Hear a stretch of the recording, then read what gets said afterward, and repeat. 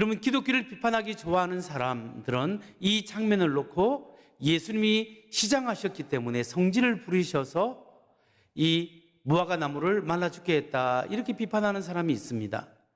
나는 왜 기독교인이 아닌가라는 책을 쓴 영국의 철학자 버트란트 러셀은 이렇게 이야기합니다. 예수님께서 이렇게 무화과 나무를 저주하신 것을 통해서 볼 때 상식적인 분이 아니다, 이렇게 비판하기도 합니다. 그리고 토마스 월트 맨슨이라는 사람은, 그는 예수님이 이 사건을 통해서 이야기하기를 예수님은 병적인 기질 때문에 화가 나서 이렇게 무화과 나무를 말라 죽게 했다, 그리고 신적인 능력을 낭비했다, 이렇게 비난하게 합니다. 근데 여러분, 예수님께서 예루살렘을 들어가시다가 시장하시는 것은 사실이지만 무화과 나무 열매가 없다는 이유만으로 그 무화과 나무를 말라 죽게 해서 배가 고파서 화가 나서 무화과 나무를 말라 죽게 했다라고 볼 수 없습니다. 여러분, 예수님은 40일 동안 광야에서 금식 기도를 하지 않았습니까? 정말 시장하시고 죽을 것 같은 그 상황 속에서도 사단이 예수님께 이 돌들을 떡덩이로 변하게 해라, 그런 유혹도 말씀으로 물리치신 분이에요. 조금 시장하다 했다가 예수님께서 화가 나서 무화과 나무를 말라 죽게 한 것이 아니라는 거죠. 이 무화과 사건은 그 중심에 뭐가 있냐면 샌드위치처럼 그 중심에 성전 청결 사건이 가운데 있어요. 그리고 난 다음에 이 예수님의 무화과 저주 사건이 있고 성전 청결 사건이 있고 그리고 말라 죽은 것을 확인하는 사건이 같이 한 세트로 묶여져 있는 겁니다. 여러분, 예수님께서 무화과를 저주하시고 난 다음에 예루살렘으로 들어가셨습니다. 들어가서 그날에 뭘 하셨죠? 그게 마가복음 11장 15절로 16절에 나와 있습니다. 마가복음 11장 15절, 그리고 그들은 예루살렘으로 들어갔다. 예수께서 성전에 들어가셔서 성전뜰 안에서 팔고 사고 하는 사람들을 내쫓으시며 돈을 바꾸어 주는 사람들의 상과 비둘기를 파는 사람들의 의자를 둘러 엎으시고 성전을 가로질러 물건을 나르는 것을 금하셨다. 이 말씀에 보면 예수님께서 예루살렘에 들어가 보니까 예루살렘 종교 지도자들이 상인들과 결탁해서 물건을 사고 파는 장소로 만들어 놓은 거예요. 그렇게 예수님께서 그들을 비판하면서 내 집은 만민이 기도하는 집인데 너희가 강도의 소굴로 만들었도다 라고 비난하시는 거예요. 그래서 예수님이 그들을 책망하신 겁니다. 여러분, 예수님께서 평소와는 다르게 왜 그쪽에 들어가서 물건들을 뒤엎어버리시고 이렇게 좀 가격하게 예수님께서 그렇게 하셨겠습니까? 그 이유는 이 성전 지도자들이 하나님의 이름으로 자기 이익을 추구하는 장사를 하고 있는 겁니다. 여러분, 이스라엘 사람들은 누구나 만 20세가 넘으면 성전세를 내게 되어 있습니다. 멀리 있어도 예루살렘에 찾아와서 성전세를 내는데 이게 얼마를 내야 되냐면 반세켈을 냅니다. 반세겔. 그런데 로마의 돈은 또 안 받아요. 그러면 로마의 돈을 멀리서 가져온 사람들은 뭐 하냐면 성전 안에서 환전을 해야 돼요. 근데 환율을 아주 높게 해서 부당한 이익을 많이 가지기도 합니다. 예수님께서 그런 것을 보시는 거죠. 그리고 멀리서 오는 사람들이 자기가 화제, 번제, 이런 속죄물을 드릴 때 멀리서부터 양을 끌고 올 수도 없고 할 수 없기 때문에 양도 팔기도 하고 비둘기도 팔기도 하는데 이걸 너무나 터무니없이 장사하는 것처럼 성전을 그렇게 만들어버린 거예요. 그러니까 예수님께서 그들의 잘못된 신앙과 모습에 대해서 경고하시고 그들을 심판을 경고하는 그 말씀으로 오늘 본문을 이해해야 한다는 겁니다. 그러니까 예수님께서 이렇게 성전 청결 사건, 바로 이 앞에 무화과를 저주하시고 그리고 성전 청결을 하시고 무화과가 죽인 것을 하고 계신다는 거죠. 이게 오늘 말씀의 배경입니다. 이런 배경적 이해를 가지고 예수님께서 왜 가만히 있는 무화과 나무를 저주하셨을까? 그리고 왜 예수님께서는 성전에서 물건을 사고 팔고 하는 사람을 책망하시는 성전 청결 사건을 행하셨는가? 이 사건들이 우리에게 주는 교훈은 무엇이겠습니까? 먼저 이 사건이 주는 교훈은 신앙의 열매를 맺지 못하는 사람들은 하나님의 심판의 대상이 된다는 사실을 우리에게 알려주고 있는 겁니다. 여러분, 다시 말해서 하나님과의 친밀한 교제가 없고 하나님을 믿는 진실한 믿음이 없을 때 하나님 앞에 심판받는다는 사실을 우리에게 말씀하고 있는 겁니다. 여러분, 오늘 본문에서 예수님께서 무화과 나무를 저주하신 이유가 무엇일까요? 예수님께서 시장하시는데 열매가 없어서 화가 나서 그렇게 했겠습니까? 예수님께서 그 베다니에서 예루살렘으로 들어가는 그 입구에는 무화과 나무가 있어요, 원래. 근데 무화과 나무는 원래 열매부터 맺게 돼 있어요. 그리고 잎이 나는 거죠. 그 잎이 풍성이 나 있다라는 것은 열매가 있어야 합니다. 그런데 열매가 없어요. 아직 때가 아니기 때문인데 잎은 있는데 열매가 없잖아요. 여러분, 그래서 예수님께서 저주를 하시는데 이 무화과 나무라는 것 자체가 뭘 상징할까요? 이스라엘 백성을 상징합니다. 그리고 성경에서는 포도나무도 이스라엘을 상징해요.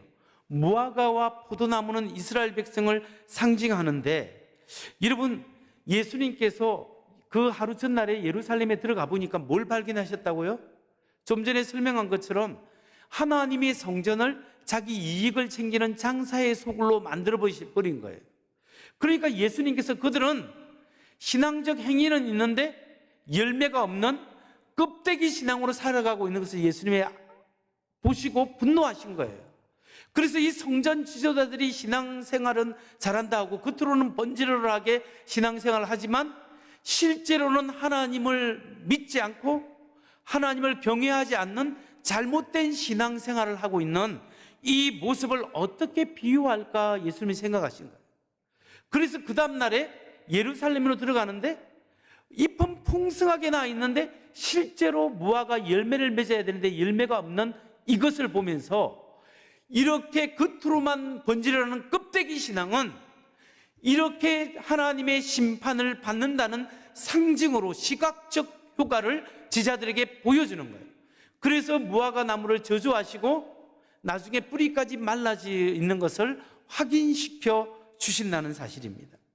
여러분, 이 무화과는 종교의식은 있는데 신앙의 열매가 없고 종교적 행위는 있는데 하나님과의 깊은 사귐이 없고 믿음이 없는 이스라엘 백성의 껍데기 신앙을 예수님께서 책망하시고 이렇게 겉으로만 번지르르하고 신앙생에 실제로 열매 없는 사람은 이 무화과 나무처럼 말라 죽게 된다는 것을 시청각으로서 예수님께서 그 예로 설명하고 있는 겁니다.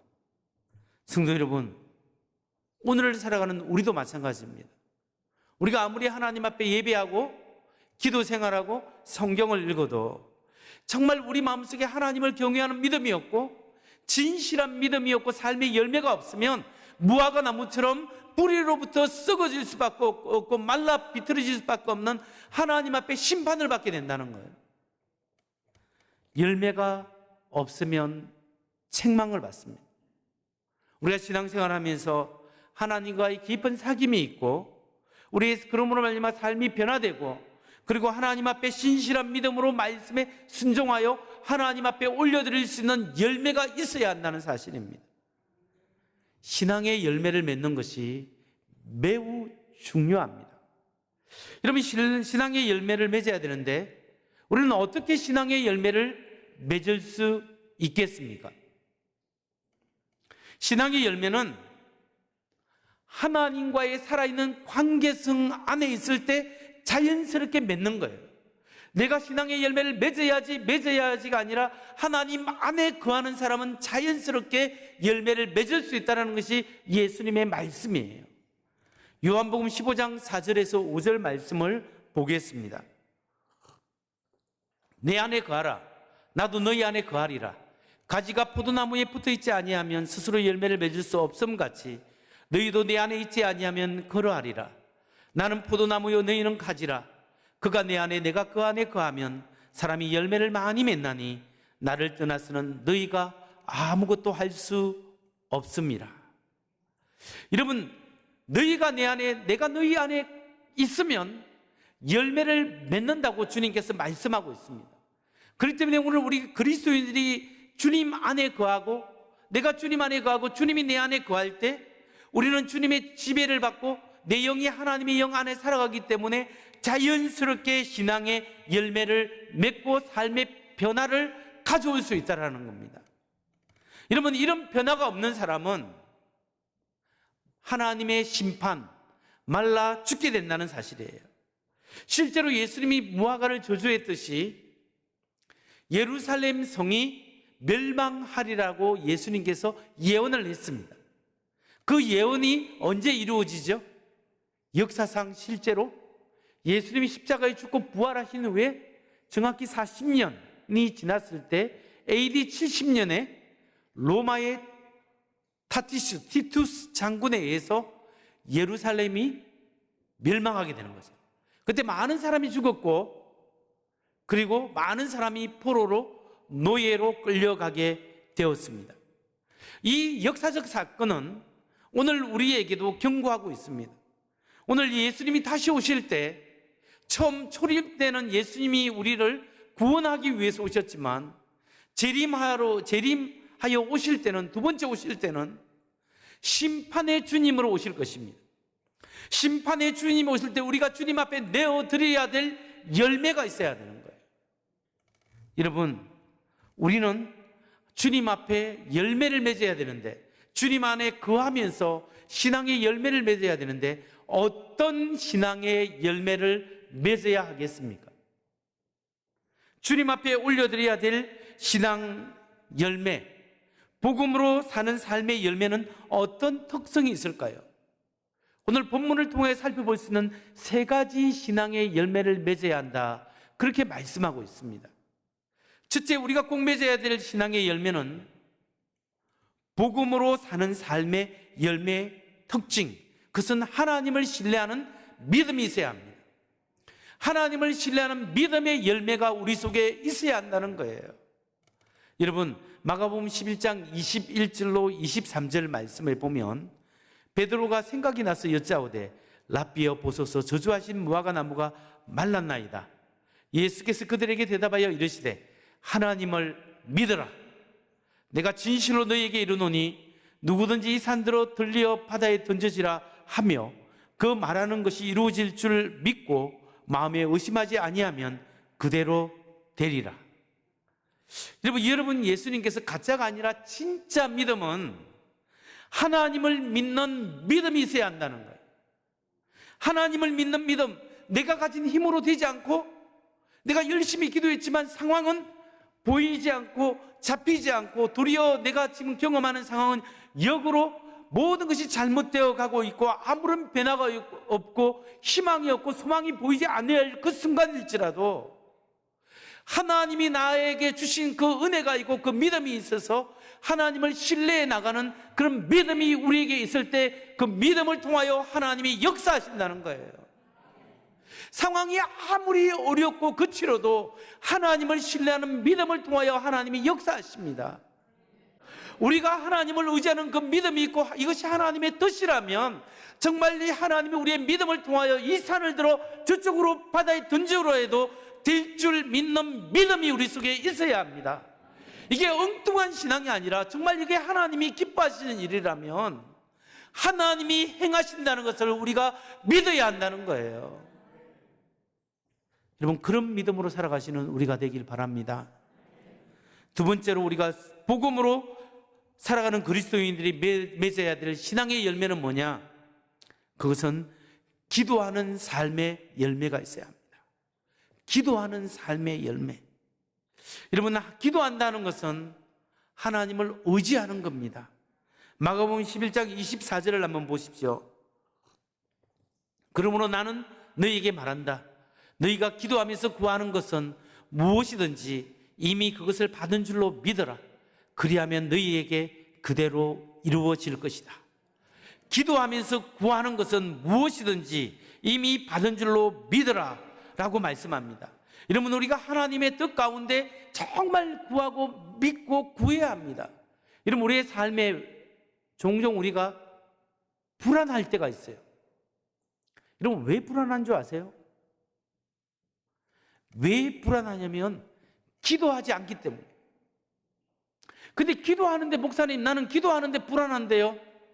그럼 왜 그런 줄 아세요? 하나님을 진실로 믿고 기도하지 않기 때문에 그렇습니다. 기도한다는 것 자체가 나를 의지하는 것이 아니라 하나님을 의지한다는 거예요. 하나님을 의지할 때 내 인격이 하나님의 인격을 잘 믿고 의지하고 신뢰하는 믿음을 가지고 기도해야 한다는 거예요. 그냥 기도가 아니라 믿음을 가지고 기도할 때 하나님의 역사하심을 경험할 수 있는 거예요. 그것도 내 뜻대로가 아니라 하나님이 기뻐하시는 뜻대로 이루어질 줄 믿습니다. 이 믿음의 기도가 우리에게 필요한 거예요. 기도한다는 걸 늘 주님 안에 살아간다는 거예요. 그런 신앙의 모습이 우리 속에 있어야 합니다. 여러분, 정말 우리가 하나님을 신뢰하고 그분을 기도하면서 주님이 내 안에, 내가 주님 안에 살아갈 때 이 사람이 나쁜 일을 할 수 있겠습니까? 이 사람을 남을 의도적으로 계속적으로 억울하게 그렇게 몰아갈 수 있겠습니까? 하나님의 영이 우리 안에 거하시면 우리 안에서 하나님이 말씀을 주시기 때문에 우리가 잘못된 실수로 잘못된 길로 가더라도 돌이킬 수 있는 은혜를 주신다는 것을 믿으시기 바랍니다. 세 번째, 복음으로 사는 삶이 맺어야 될 신앙의 열매는 용서의 열매입니다. 용서의 열매. 여러분, 우리 기독교의 복음이 위대한 이유가 뭔지 아십니까? 그것은 하나님의 사랑과 하나님의 용서가 이 복음 안에 있기 때문에 그렇습니다. 하나님이 죄인된 우리를 사랑하신다는 거예요. 그리고 하나님의 생명으로 우리 죄악을 용서하셨다라는 거예요. 하나님이 여러분을 사랑하시고 여러분을 용서하셨다는 이것이 복음이에요. 그렇기 때문에 우리가 이런 하나님의 사랑과 은혜를 받은 우리가 어떻게 살아가고 어떻게 해야 하겠습니까? 하나님의 은혜 때문에 사랑하고 용서하는 겁니다. 사랑하고 용서하는 건 내 힘으로 되는 게 아니에요. 하나님의 은혜로 사랑하고 용서하는 거예요. 우리가 하나님이 예수 믿는데 왜 기도 응답이 일어나고 하나님의 역사하심을 경험할 수 없는 때가 있어요. 그 이유가 뭔지 아십니까? 사랑할 사람 사랑하고 용서할 사람을 용서하지 않았기 때문에 열매가 없고 역사를 경험할 수 없을 때가 있어요. 마가복음 11장 25절 말씀, 너희가 서서 기도할 때 어떤 사람과 서로 등진 일이 있으면 용서하여라. 그래야 하늘에 계신 너희 아버지께서도 너희의 잘못을 용서해 주실 것이다. 여러분, 우리가 우리에게 잘못하고 정말 마음 한 번도 아니고 여러 번씩이나 우리 마음에 상처를 주고 아픔을 주고 지금도 그 일을 생각하면 내가 자다가도 벌떡 일어날 수 있는 그 사람을 어떻게 용서할 수 있어요? 하나님이 나를 용서하신 것처럼 하나님이 나 같은 죄인도 주셨기 때문에 하나님의 그 사랑과 그 은혜로 내가 이 원한 맺힌 미움에서 해방되게 하여 주옵소서. 그리고 용서할 수 있는 은혜를 내게 더하여 주옵소서. 사랑하고 용서하는 것은 하나님의 은혜로 합니다. 근데 한 번 해도 잘 안 돼요. 또 생각나요. 네, 하나님 또 은혜를 내려주세요. 또 은혜를 내려주세요. 그 은혜를 의지하여 우리는 사랑하고 용서할 수 있는 거예요. 기독교의 복음은 사랑과 용서와 섬김입니다. 하나님이 우리를 사랑하셨고 하나님 우리를 용서하셨고 하나님 우리를 죽기까지 섬겨주셨습니다.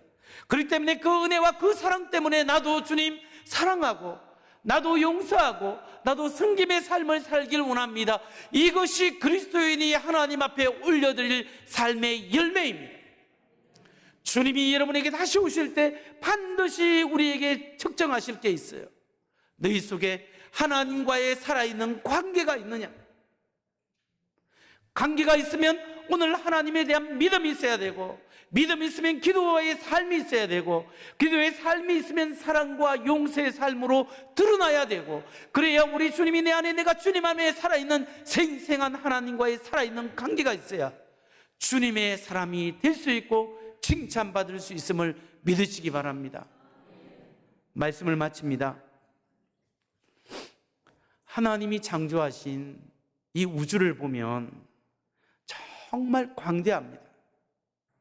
우리 태양계, 우리 은하계는 엄청난 우주의 조그만 전보다도 못한 그 정도 위치예요. 우리 은하계 밤에 은하수가 보이잖아요. 이 은하수가 있는 이 우리 은하계가 얼마나 큰지 빛의 속도로 가면 최소한 10만 광년으로 가야 된답니다. 이것도 큰 게 아니에요. 그런데 이 은하계가, 이런 우리 은하계 같은 게 이 우주에는 1000억 개가 넘게 있대요. 그래서 추정 가능한 우주의 크기가 최소한 빛의 속도로 가면 920억 광년이라는데, 이거는 뭐 상상을 못합니다. 그래서 부피로 따져보면 이 지구상에 있는 모래알 숫자 전부 다 치고 그 하늘의 별하고 비교해 볼 때 하늘의 별이 지구에 있는 모래보다 7배나 많다고 과학자들은 이야기하는 사람도 있습니다. 그 정도로 우주가 커요. 하나님이 세상을 창조하셨다면 이렇게 큰 우주를 만들 필요가 있을까요? 왜 이렇게 큰 우주가 만들어졌는가? 어떤 과학자들은 그렇게 이야기합니다. 지구 하나의 생명체를 풍부하게 만들기 위해서 이 엄청난 백그라운드의 우주가 필요했다, 이렇게 이야기하는 사람이 있습니다. 여러분, 우리가 우주에 보면 생명체의 흔적이, 물이 있고 여러 생명체에 있는 흔적들이 여기저기도 발견할 수 있어요. 그런데 아직까지는 지구만큼 풍부하게 고동 생명체가 살 수 있는, 사람과 같은 영혼을 가진 사람이 살 수 있는 이런 풍부한 행성은 아직까지는 없어요. 발견했다도 찾을 수 없고, 갈 수 없고, 확인할 수도 없는 거죠.